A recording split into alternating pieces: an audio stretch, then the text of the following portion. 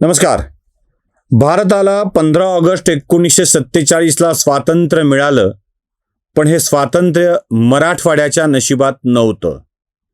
आमचा मराठवाडा निजामाच्या अंकित होता आणि 17 सप्टेंबर 1948 जवळपास 13 महिन्याच्या नंतर आमचा मराठवाडा स्वतंत्र भारतात सहभागी झाला. त्यामुळं आम्ही सगळे 1 वर्ष उशिराने स्वतंत्र झालेली मंडळी आहोत. 17 सप्टेंबर 1948 हा विलिनीकरणाची तारीख आहे.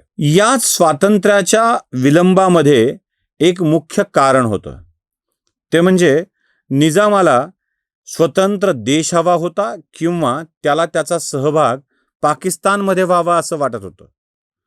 भारत देशाच्या मध्यभागी एक पाकिस्तान म्हणजे पूर्व पाकिस्तान, पश्चिम पाकिस्तान आणि मध्य पाकिस्तान करावा अशी त्या काळातली सगळी योजना होती.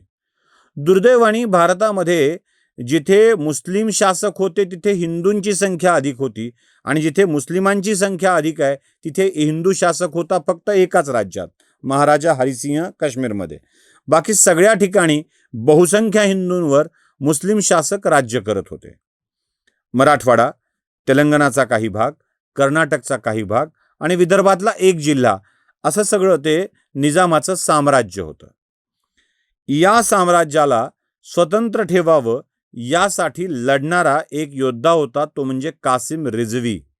या कासिम रिझवीनं रजाकाराचं साम्राज्य निर्माण केलं, रजाकाराची सेना निर्माण केली आणि हे रजाकार मराठवाड्यातल्या किंवा निजाम राजवटीतल्या हिंदूंचा प्रचंड छळ करू लागले. याच रजाकारांनी भारतीय सैन्याच्या विरोधात सुद्धा लढा पुकारलेला होता. याच रजाकाराचे वंशज असलेल्या आताच्या लोकांनी जे त्या काळापासून एका पक्षाची स्थापना केली, MIM. म्हणजे यांनी MIM हा पक्ष स्थापन करताना मुस्लिम राजवटीसाठी, मुसलमानांच्यासाठी लढणारा पक्ष स्थापन केला आणि पुढे वंश परंपरेने त्यांची मुलं या पक्षाचे प्रमुख होत गेले. या घराण्याचं नाव आहे ओवेसी. ओवेसी हे घराणं मूळचं लातूर जिल्ह्यातल्या औशाचं. त्या औसा या गावामुळंच यांना ओवेसी असं नाव मिळालेलं आहे. कासिम रिझवी गेला. कासिम रिझवीच्या नंतर रजाकारांचं प्रतिनिधित्व करणाऱ्या या संघटनेचे सगळे लोक गेले आणि एक एक माणूस निर्माण होत गेला. पुढे मराठवाड्याच्या छाताडावर, निजामशाहीच्या छाताडावर हे नंगा नाच करू लागले.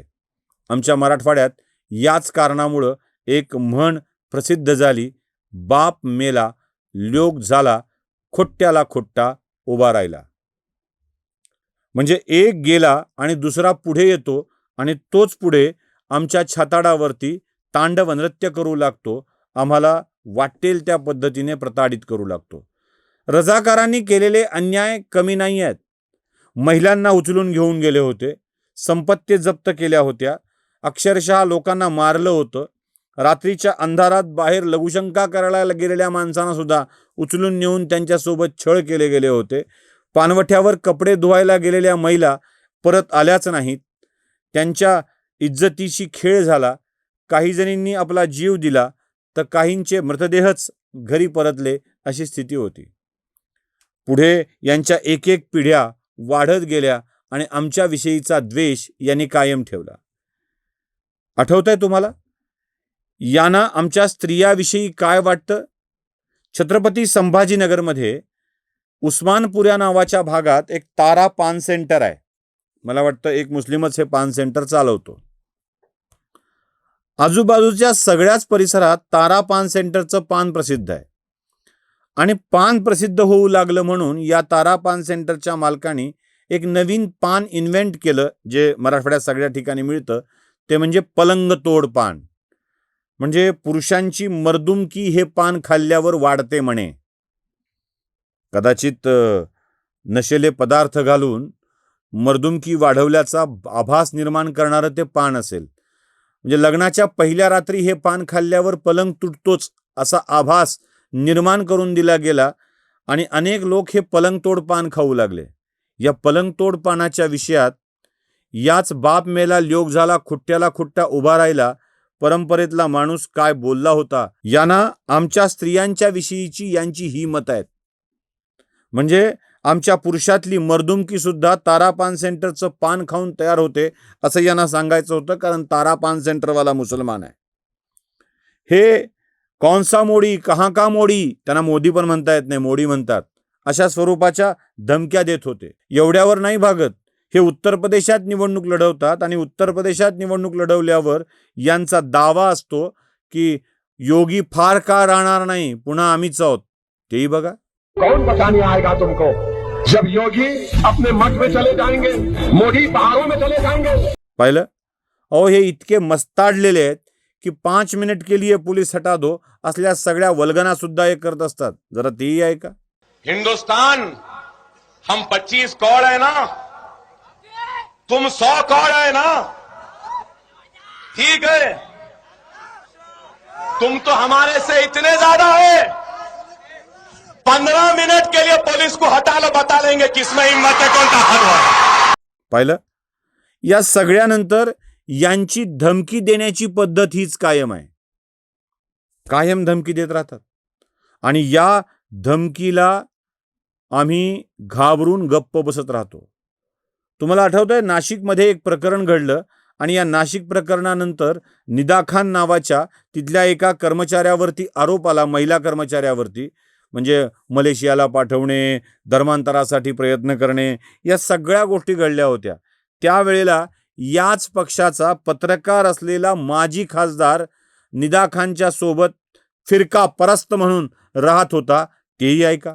बड़ी आईटी कंपनी आप लोग सोशल मीडिया के ऊपर देख रहे होंगे, हमारी बहन निदा खान जो इस कंपनी के अंदर एक टेली कॉलर बोल के काम करती थी, लेकिन उसको इस तरीके से मीडिया के जरिए ऐसा उसको रूप दिया जा रहा है कि मानो हिंदुस्तान की सबसे बड़ी दहशतगर्द वो है. उस बच्ची को, उसकी वालदा को, उसकी खाला को मैं मिला और मैंने उनसे एक बात कही, सारे के सारे तुम्हारे खिलाफ हो सकते हैं और है तुम्हारे खिलाफ, लेकिन आधी रात को तुम आवाज देना, तुम्हारा ये भाई, तुम्हारा ये बेटा तुम्हारे लिए चट्टान की तरह खड़े रहेगा. आपल्याला वाटतं ना की एवढं सगळं बोलण्यापुरतं मर्यादित आहे, म्हणजे नुसतं बोलल्याने काय फरक पडतो असं अनेकांचं म्हणणं येतं. बातमी वाचली असेल, निदा खानला छत्रपती संभाजीनगरमधून अटक केली. मतीन नावाच्या MIMच्या नगरसेवकाने सगळी व्यवस्था केली. या मतीनच्या मागे उभा राहणारा व्यक्ती कोण? इथले माजी खासदार, पत्रकार राहिलेले, त्यांनी फिरका परस्त होऊ असं म्हटलेलं. ती निदा खान याच शहरात सापडते. तिच्या मोबाईलमध्ये काही गोष्टी स्पष्ट होत राहतात आणि हा माणूस बिनबोबाटपणे बोलतो की काय फरक पडतो, असा कोणता गंभीर गुन्हा आहे? अरे, आमच्या मुलाबाळांना, आमच्या लेकींना मुसलमान करण्याचा गुन्हा हा साधा आहे? तुमच्या हातात HR आहे, तुमच्या हातात त्यांच्या नोकरीत बरं करण्याची स्थिती आहे, म्हणून त्यांना मुसलमान करायला लावायचं, एखाद्या मुसलमानासोबत लग्न करायला लावायचं किंवा त्याला कन्वर्ट करायला लावायचं, हा कुठला प्रकार आला? आणि या अशा प्रकाराला तुम्ही मुसलमान करू पाहतायत सगळ्या लोकाला. आणि हेच कृत्य त्या ओवेसीच्या खानदानीतले लोक करत होते, त्या कासिम रिझवीच्या खानदानीतले लोक करत होते. त्याला आम्ही मिलिटरी ॲक्शन करून जिरवला होता. आताही पुन्हा एकदा मिलिटरी ॲक्शन करावी लागेल अशी स्थिती निर्माण होते आहे का? 5 मिनट के लिए सच को पुलिस को हटा दो, फिर देखो 85% वाले उरतात की 15% वाले, याचा खुलासा होऊनच जाईल. नमस्कार. स्वधर्म जागृतीचा विधायक बुरुज